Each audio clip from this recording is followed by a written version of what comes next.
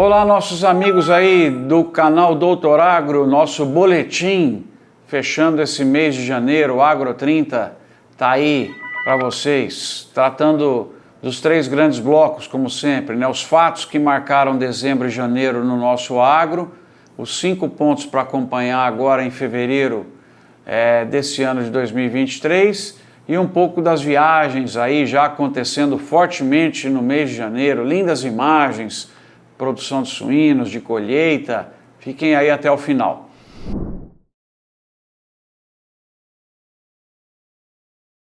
Na economia, nós temos o boletim Focus vindo sempre muito ruim e se deteriorando lamentavelmente, né? As previsões para o PIB agora para esse ano são de apenas 0,79% e apenas 1,5% para o ano que vem.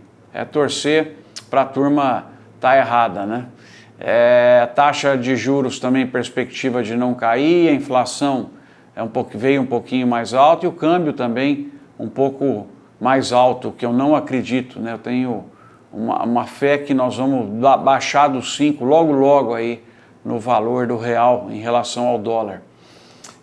Mas não está bom não, e as falas, né, do novo governo não estão sendo também em sentido de acalmar o mercado, né? Vira e mexe tem declarações aí do presidente, do ministro da Economia, que não estão em linha com o que o mercado gostaria para a gente poder ter mais confiança, investimento internacional, que é a minha torcida. Redução logo da taxa de juros, da inflação e o crescimento voltando um pouco mais acelerado. Mas faz parte, é curva de aprendizagem, né? O grupo está aí há 25, 30 dias no governo e fica escapando declarações e outras coisas que não são interessantes para o mercado. Faz parte da curva de aprendizagem. O índice de preços da FAO, que a gente sempre observa para saber como estão as commodities aqui no planeta e no Brasil, vem caiu mais uma vez no mês de dezembro, né? Caiu para 132 pontos, puxado principalmente pelos óleos vegetais e cereais, né? O açúcar deu uma subidinha e o lácteo também.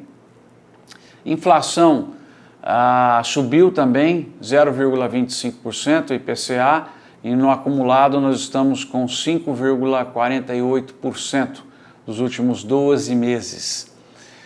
Em grãos, vamos olhar para a Conab, a estimativa de janeiro veio muito boa, 310,9 milhões de toneladas são esperadas, 15% acima do ano passado, da safra passada, lavouras com bom desenvolvimento, o clima ainda aprontando lá no Rio Grande do Sul, mas com a perspectiva de enfraquecimento do Laninha e termos chuva no Rio Grande do Sul e na Argentina voltando, o que até contribuiu para uma redução do preço da soja aí, nos últimos dias, né? No cenário global, o USDA prevê o milho um pouquinho menor e a soja um pouquinho maior. No caso do milho, 1,15 bilhão de toneladas, uma produção um pouquinho menor do que o ano passado, principalmente deteriorada por Estados Unidos, Argentina, um pouco de Ucrânia e o Brasil para cima. Na soja, a produção seria de 388 milhões de toneladas, o que é um pouquinho maior do que a safra anterior, e então na soja a gente deve ter um aumentinho de estoque, no milho uma queda de estoque, por isso que eu acho que a perspectiva para o preço do milho é de manutenção ou ligeiro acréscimo e da soja manutenção ou decréscimo. Ficar de olho nisso daí. O CPEA trouxe agora, no final do mês, preços da soja em Paranaguá, R$ 176, caiu ao longo do mês quase entre 4% a 5%, que faz sentido, né, pela produção. O milho se manteve ao redor de R$ 85 a saca, o algodão também se manteve, o café começou o mês caindo, ficando ao redor de R$ 1.000 a saca, voltou a subir um pouco recentemente, o boi está andando de lado, com os 286 aí por arroba, né? Então, a perspectiva que eu vejo nesse momento é a de manutenção dos preços das principais commodities do Brasil. Meu sinalzinho amarelo para vocês só está com a soja nessa história toda aí. Destaque também para a cana, a moagem acumulada dessa safra 22-23 supera, né, o total já de 21-22, chegando a 541,6 milhões de toneladas. Outro dado muito importante foram as exportações do agro em dezembro, que cresceram 15%, passando de 11 bilhões de dólares. Esses resultados são puxados por um incrível crescimento do milho, que chegou a 1,85 bilhão de dólares. O açúcar também chegou pertinho de 1 bilhão de dólares. E o que a gente tem é isso, né? Em 2022, as exportações do agro chegaram a 159 bilhões de reais. Crescimento de 32% em relação a 21, que foi 120 bi, e 2020, que foi 100 bi. É impressionante, né? Nossa exportação chega a quase 48% de tudo que o Brasil vende. Metade do que o Brasil vende é agro, metade para o planeta, né? Em relação ao café, a nova projeção do Departamento de Agricultura dos Estados Unidos trouxe o total do planeta em 172,8 milhões de sacas, uma redução em relação à anterior em 2 milhões de sacas. O valor bruto da produção também fechou 2022 em 1,18 trilhão de reais. Já pensaram, pessoal, essa renda toda entrando aí no campo? E a expectativa para 2023 é um aumento de 6,3%, chegando a 1,26 trilhão de reais. Faz um exercício aí, divide isso aí por dia, por hora, para você ver quanto que o agro gera de renda por hora. Impressionante, né? Bom, então são números muito bons, já falei aqui para vocês de câmbio, de preço, das expectativas. Agora, o que a gente tem que acompanhar em fevereiro, para saber para que caminho vão tomar os preços aí? Primeiro, acompanhar a colheita do milho primeira safra, nos locais onde ele foi plantado, e a entrada do milho na segunda safra. A gente sabe que a soja, em alguns lugares, entrou um pouco atrasada, teve que replantar, né? Lembra lá em setembro, outubro, alguns lugares secos, então esse milho vai estar com certeza atrasado, temos que ficar de olho nisso daí. Clima, os efeitos do Laninha um pouco mais amenizados, né? A expectativa é que o clima seja bastante favorável para a segunda safra de milho, mesmo no Rio Grande do Sul, a melhora esperada agora. Câmbio, está variando bastante. Nesse mesmo mês aí de janeiro a gente viu passar de 5,40, vir para baixo de 5,10. Vamos ficar de olho nisso, porque é muito importante no momento de você decidir fixar alguma coisa. O que eu acho, pessoal? Toda vez que ele passar de 5,30, 5,35, chegar no 5,40, vende um pouco, fixa um pouco, porque na minha leitura ele vem para baixo de 5. Então, é lógico que com uma outra incoerência dita pelo governo, ele pode dar uma desvalorizada, mas ao que tudo indica ele vem para baixo de 5, na minha opinião. Vamos ficar de olho então no custo de produção também, analisar o mercado, a sua gestão financeira, para saber o momento de comprar e vender. Eu acredito que o preço dos insumos segue caindo e nós vamos caminhar para um custo de produção melhor nesse ano de 2023. E continuar observando a questão da macroeconomia. Agora, essa semana, a Rússia intensificou lá ações na Ucrânia e a estiagem na Argentina, ficar de olho. Quer dizer, toda essa parte internacional nos interessa bastante. Então, pessoal, é isso aí um pouquinho que eu queria comentar com vocês. Não espero grandes variações aí para fevereiro, não. Para fechar agora, eu queria convidar vocês a olharem um pouco aí as participações de janeiro. Tive uma experiência muito legal de conhecer a produção integrada de suínos lá da Nutribras, em Sorriso, em Vera.